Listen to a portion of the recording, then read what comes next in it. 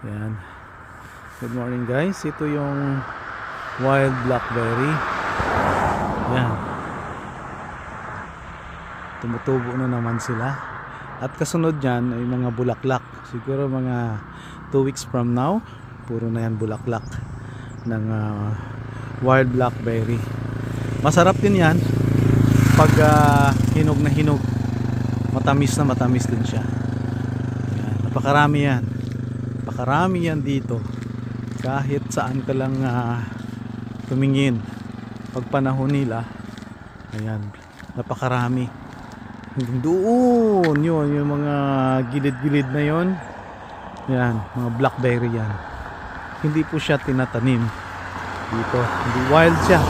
Tumutubo lang siya sa mga gilid-gilid at napakahirap patayin. Kasi nga, yung pagtubo nila ay sa ilalim ng lupa. Ayan. Ayan, oh. Napakarami yan. Doon, hanggang doon. Napakarami yan.